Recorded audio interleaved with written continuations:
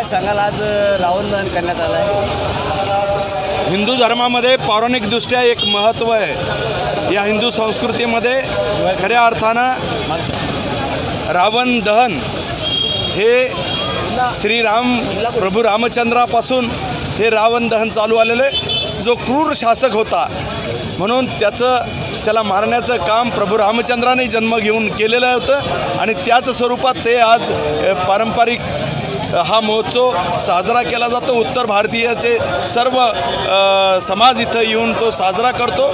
निश्चितपणे खऱ्या अर्थानं आजच्या युगामध्ये जे क्रूर होते त्यांना मारण्याचं काम, त्यांना संपवण्याचं काम हिंदू धर्मामध्ये केलं जातं। त्या पद्धतीचं प्रातिनिधिक स्वरूपात आज रावण दहन केलं आहे। तसं आमच्याकडे उदाहरण द्यायचे तर बऱ्याच गोष्टी आहे। खुलताबादमधला औरंगजेबाचं थडगच याचं उदाहरण आहे। जो क्रूर शासक होता तो संपवण्याचं काम सातत्यानं सनातनी हिंदूनं केलेलं आहे। त्याचं एक स्वरूप इथं प्राथमिकदृष्ट्या आपण दाखला दिलेला आहे। परंतु आता सध्या आपलं जे आय लव्ह यू मूवमेंटचे बॅनर लागत आहे आणि त्यामुळं कुठेतरी वातावरण दूषित होते, कुठेतरी समाजाला डिवचण्याचं काम होते का?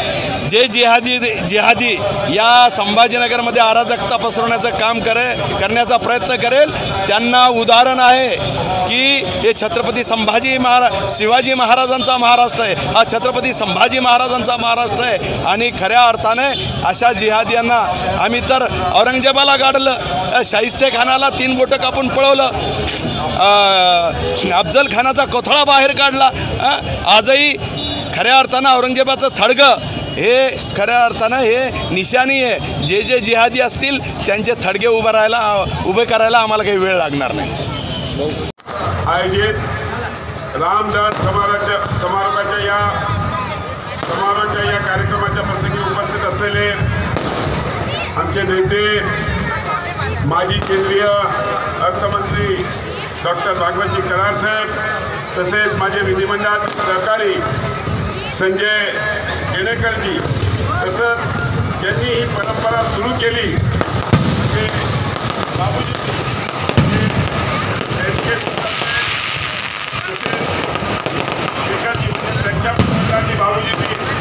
असे शेखर दसरेबाजी, तसेच इकडे